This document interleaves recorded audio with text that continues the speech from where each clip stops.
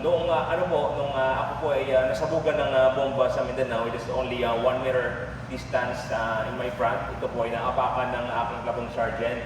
Kaya yung kanyang kanang paa ay naputol at akin naman ay grabe yung impact ng bomba. Kaya itong kanang mata ko, sabi ng asawa ko pagdating niya sa Mindanao, sabi niya pa, yung kanang mata mo ay hindi na ma-restore kasi through and through natamaan talaga siya ng shrapnel. Nung inoperahan ako sa Mindanao, sabi niya, tinanggal na yung kanang mata mo. Sabi niya. Pero napaka-positive kong tao, siyempre sundalo. Sabi niya, sabi ko sa kanya, okay lang yan. May kaliwa ka naman eh. Kaliwa ka. Pagdating ng Biluna, pag inoperahan yung kaliwa, sabi ng doktor, hindi na talaga ma-restore yung kaliwang mata ng asawa mo kasi malaki talaga yung resira ng retina. Kaya hindi na pwedeng ma-attach ulit yung na-detach. So yun yung sinabi niya sa akin. So, positive pa rin. Sabi ko sa kanya, okay lang yan. Buhay pa naman. May buhay pa naman eh. Pero dumaan po talaga ako sa isang depression na kung saan ay gusto ko na din talagang wakasan ng aking buhay. At pumunta po ako dun sa 7th floor ng Biluna. May roof deck po kasi doon. Kasama ko yung kapatid ko. Sabi ko sa kanya, sabi ko, tol, dumunga ako, may roof deck dun eh. Sabi ko, dumunga ako doon. Sabi ko, tol, pagka tumalon ba ako dito, mamatay ako. Sabi niya, sabi ko, hindi. Sabi niya, hindi. Mapipilayan ka lang, maraming mahugani. Dito man daw. Papatayin talaga ako. But talagang ano po doon, dumaan talaga ako sa depression noon at okay.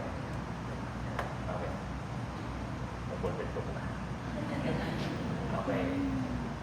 Kasi po, ayaw ko po kasing nakikita nyo ako na ay kawawa naman si Major Jacoba, ay kawawa, bulag na siya. Hindi, ayaw ko po kayong makita ko.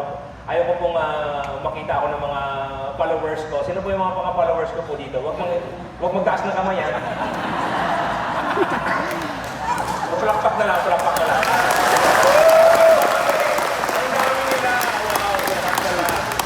pala. Thank you so much sa support po ninyo. Kaya ayaw ko po makita nyo ako na naaawa kayo. Gusto ko makita nyo ako na maging inspired po kayo, ma-inspire po kayo na ay kahit ganyan si Major Jacoba obstacle course racing yan. Kahapon doon kami galing sa Bridgetown, nag-obstacle course kami ng mga bata. 3 kilometers with the 15 obstacles. Matay-matay sila tatakbo. Pero sabi ko sa kanila, it is a part of the training na, sabi ko, it is not only a race, but it is also the representation of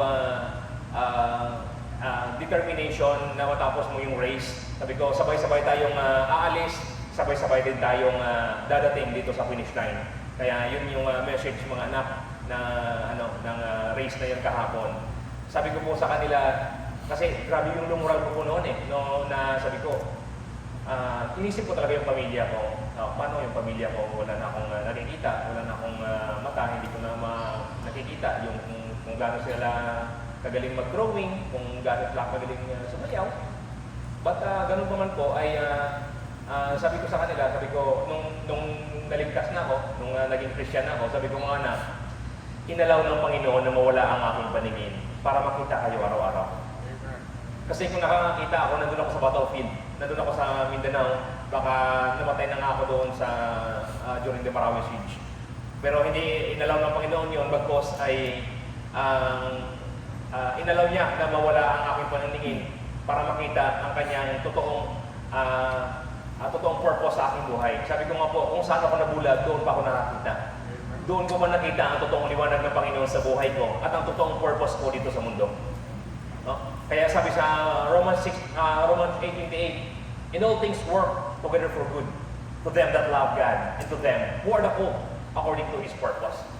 So, nakita niyo po kanina, narinig niyo po kanina sa Seryo ko na ni-introduce niya ako. Noon, katong leader ako, I only commanded more or less 30 personnel. But nung nabulag na po ako, na-assign ako sa Dendi, I already commanded 1,000 of AP wounded military personnel. No? Kaya, akalaan niyo po yun, tapos naging Best Military Officer of the Year pa ako. So hindi ko magagawa yon kung nandun lang ako sa field. But only with the grace of God ay ano ko po yun, naabot ko po yun at sa tulong ng aking asawa kasi siya po ay na-assign din po doon sa DND. So dalawa kami ang kasi she know what the feeling of being a wife of a wounded soldier. Kaya ang support niya ay really matters sa pagkamit ko po ng award ko na iyon. Kaya nung na po ako, nung nandito na po ako sa DND hanggang sa natagpuan po ako ng isang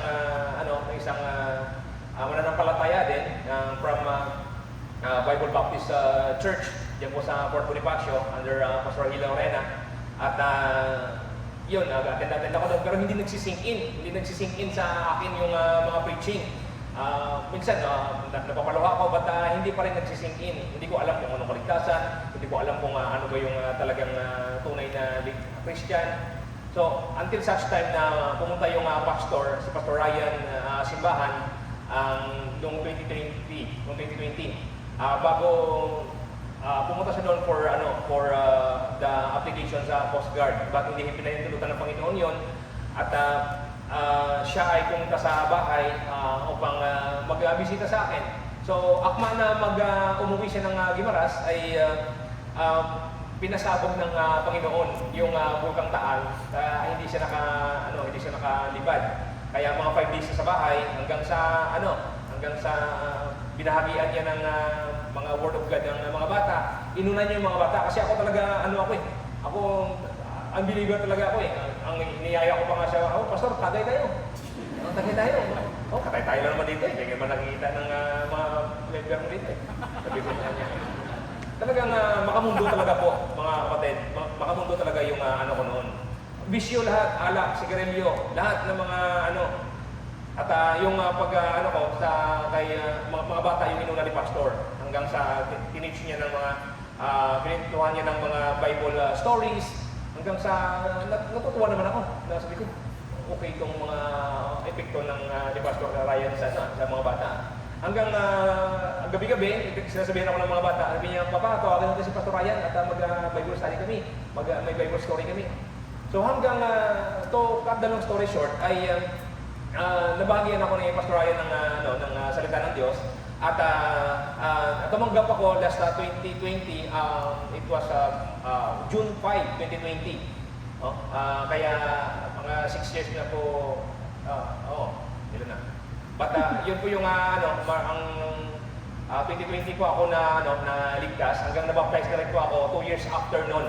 2 years after noon nabaptize ako, doon sa Guimaras din. Kaya after noon, doon ko po naliwanagan yung purpose ng buhay.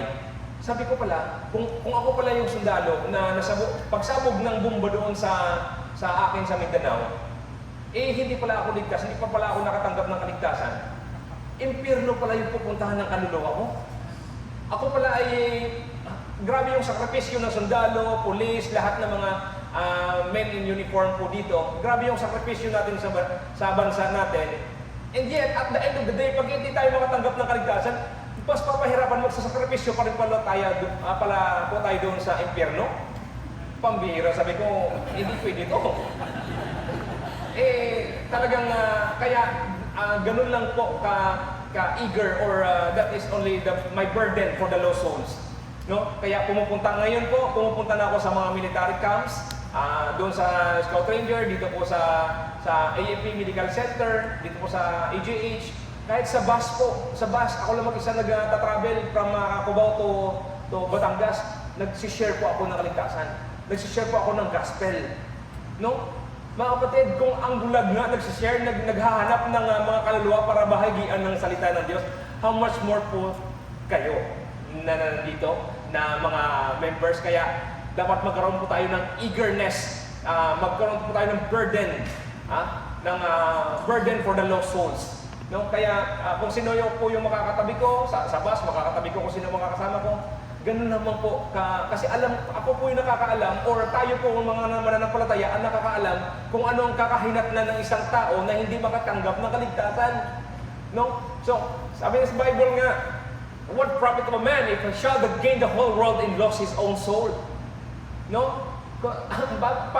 Kahit maging general pa ako na wala namang pag-asa, but yung general anesthesia nakakaranas ako. But ito po ngayon, kahit na ano po yung maging rangko po natin, ay talagang hindi po yan makakaligtas sa atin. Kahit na yung asawa mo, mga anak mo, o profession mo, o anong yaman mo dito sa mundo, hindi makakaligtas sa iyo yan. Useless yan sa harap ng Panginoon. No? Kaya mga kapatid, kung ikaw sa umagang ito, hindi ka pa nakakatanggap ng kaligtasan, alamin mo, dito sa church na ito, I believe this church is sila ay nagbabahagi ng kaligtasan, kaya hindi po kayo nagkamali na nandito po kayo ngayong umaga. Mamaya, I hope may mag-share po sa inyo ng kaligtasan mamaya. Kaya mga kapatid, sabi ko nga po sa inyo na kung saan ako nabulag, doon pa ako nakakita. Kaya sana po sa umagang ito ay nakapagbigay po ako ng kaunting inspirasyon po sa inyo. This the Sunday freedom po ng church nito is very significant at napaka magandang it's an honor sa akin actually. It is my first time na ma-recognize na ganito. Kaya sir, pastor, lahat ng mga members po dito, the Freedom Sunday is simply recognizes the gallantry and service of our soldiers and police and other uniformed personnel po ng ating bansa. Kaya thank you so much po sa inyo at ang aking pong gusto pong ma-emphasize po dito sa inyo na yung kaligtasan ng ating kaluluwa. Kaya it is all useless yung buhay natin dito sa mundo kung hindi po tayo magpapagamit sa Panginoon. Kaya kung ako nga po ay nakikita ko po ang kadakilaan ng Panginoon sa buhay ko, how much more po kayo. Kaya sabi nga ni Helen Keller, the only thing worse than being a blind is having a sight but have no vision. Our eyes is just proactive part of our imagination to help us to think, to help us to solve that particular problem. But the vision is coming from our heart, coming from our mind. Gawin lang po natin ang ating tungkulin ng buong puso and reward will follow. Just do your job heartily and reward will follow. Kagaya ko po, ginawa ko lang po ang aking tungkulin, ang aking responsibilidad doon bilang isang project officer sa DND. And here comes, nirecognize ko ako na maging isang Best Military Officer of the Year. Kaya kung nagawa po ng isang bulag ang maging Best Military or the best, how much more po kayo na nakakakita pa, no? Huwag kayong sigaring reklamo. Bago kayo magsabi na masakit masakit sa mata mo, yung katabi mo. Ha? Tanungin mo muna yung bulag. Ha? Okay? Kaya mga kapatid, ang gusto ko po na makuha niyo po ngayon sa akin, just be positive. Just be positive. Don't quit. Don't quit. Pagka may isang bulag na tumayo sa harap mo at magsabi, don't quit. Because quitters never win and winners never quit.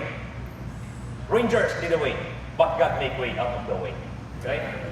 Kaya, ang iniwan ko po sa inyo ngayon, my ability is stronger than my disability. To God be the glory. Maraming salamat po.